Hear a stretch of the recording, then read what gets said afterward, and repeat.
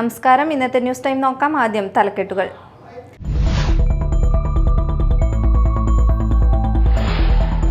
തൃശൂരിൽ ശക്തന്റെ തട്ടകത്തിൽ ഇക്കുറിയും പുലികൾ ഇറങ്ങും. വയനാട് ദുരന്തത്തിന്റെ പശ്ചാത്തലത്തിൽ വേണ്ടെന്ന് വെച്ച പുലിക്കളി വീണ്ടും നടത്താൻ കോർപ്പറേഷൻ കൗൺസിൽ തീരുമാനം.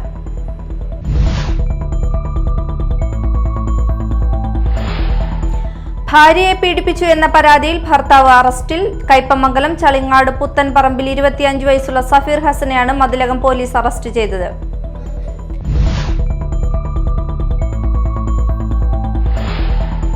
കുന്നംകുളത്ത് വയോധികയുടെ ലോട്ടറി ടിക്കറ്റുകൾ അജ്ഞാതൻ കവർന്നു. കാണിപ്പയൂർ സ്വദേശിനി ശാന്തകുമാരിയുടെ 60 ലോട്ടറി ടിക്കറ്റുകളാണ് കവർന്നത്.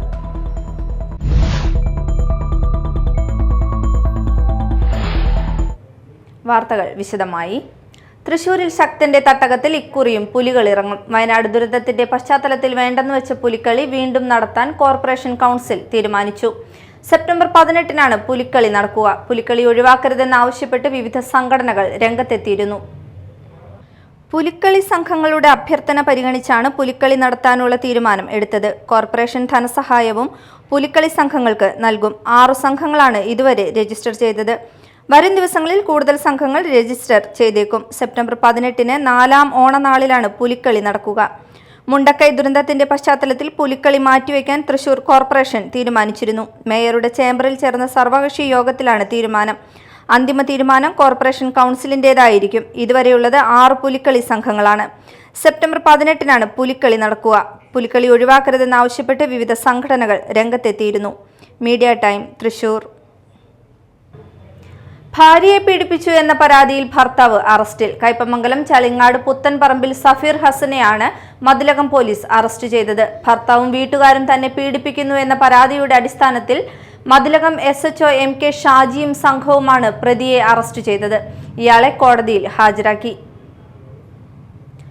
കുന്നംകുളത്ത് വയോധികയുടെ ലോട്ടറി ടിക്കറ്റുകൾ അജ്ഞാതൻ കവർന്നു. കാണിപ്പയൂർ സ്വദേശിനി ശാന്തകുമാരിയുടെ 60 ലോട്ടറി ടിക്കറ്റുകളാണ് കവർന്നത്.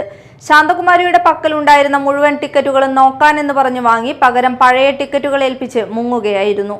പ്രായത്തിന്റേതായ ശാരീരിക ബുദ്ധിമുട്ടുകൾ നേരിടുമ്പോഴും ഉപജീവനത്തിനായാണ് കാണിപ്പയൂർ സ്വദേശി ശാന്തകുമാരി ലോട്ടറി വിൽപ്പനയ്ക്കിറങ്ങിയത്.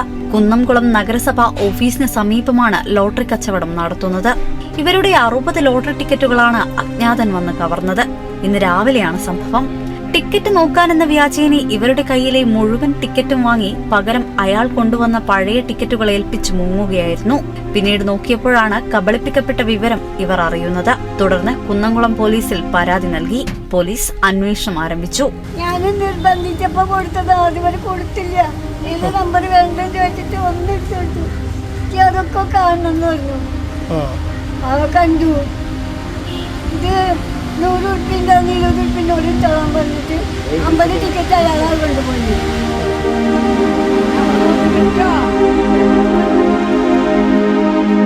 കഴിഞ്ഞ കുറെ നാളുകളായി നഗരസഭയ്ക്ക് സമീപമുള്ള വഴിയിൽ ഒരു കസേരയിൽ കുനിഞ്ഞിരുന്ന് കുടചൂടി ലോട്ടറി ടിക്കറ്റ് വിൽക്കുന്ന ഇവരുടെ ദയനീയത എല്ലാവർക്കും അറിയാവുന്നതാണ്. പലരും സഹായിച്ചിട്ടാണ് ഇവരുടെ ജീവിതം തന്നെ മുന്നോട്ടു പോകുന്നത്. ഇതിനിടയിലാണ് ഇങ്ങനൊരു ക്രൂരത ഇവർക്ക് നേരെ ആരോ നടത്തിയത്.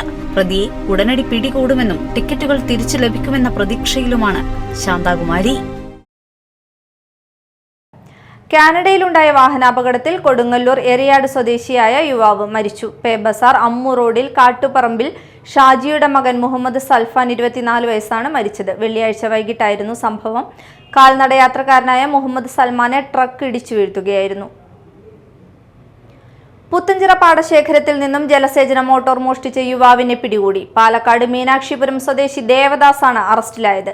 ചാലക്കുടി കോടതിയിൽ ഹാജരാക്കിയ പ്രതിയെ റിമാൻഡ് ചെയ്തു. മാള പോലീസ് സബ് ഇൻസ്പെക്ടർമാരായ ശ്രീനി മുഹമ്മദ് ബാഷി, ജസ്റ്റിൻ, സീനിയർ CPOമാരായ T ബിബീഷ്, ഡേവിസ് എന്നിവരാണ് പ്രതിയെ പിടികൂടിയ സംഘത്തിൽ ഉണ്ടായിരുന്നത്. സംസ്ഥാനത്ത് ഇന്ന് ശക്തമായ മഴയ്ക്ക് സാധ്യതയെന്ന് കേന്ദ്ര കാലാവസ്ഥാ വകുപ്പ് മുന്നറിയിപ്പ് നൽകി. കാസർഗോഡ്, കണ്ണൂർ, കോഴിക്കോട് ജില്ലകളിൽ യെല്ലോ അലർട്ട് പ്രഖ്യാപിച്ചു. മഹാരാഷ്ട്ര തീരം മുതൽ വടക്കൻ കേരള തീരം വരെ ന്യൂനമർദ്ദപ്പാത്തി രൂപപ്പെട്ടു. വടക്കൻ ബംഗാളിൽ ചക്രവാത ചുഴി രൂപപ്പെട്ടതാണ് കേരളത്തിലെ മഴ സാധ്യത വർദ്ധിപ്പിക്കുന്നത്. പ്രധാന വാർത്തകൾ വീണ്ടും.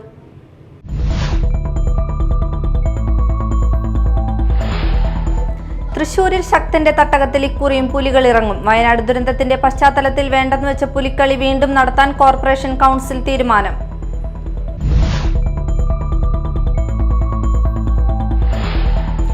ഭാര്യയെ പീഡിപ്പിച്ചു എന്ന പരാതിയിൽ ഭർത്താവ് അറസ്റ്റിൽ. കയ്പമംഗലം ചളിങ്ങാട് പുത്തൻപറമ്പിൽ 25 വയസ്സുള്ള സഫീർ ഹസനെയാണ് മതിലകം പോലീസ് അറസ്റ്റ് ചെയ്തത്.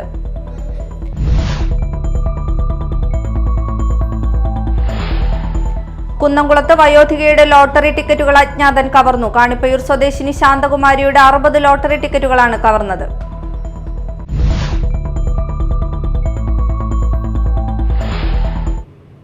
ഇതോടെ ന്യൂസ് ടൈം സമാപിച്ചു. നമസ്കാരം.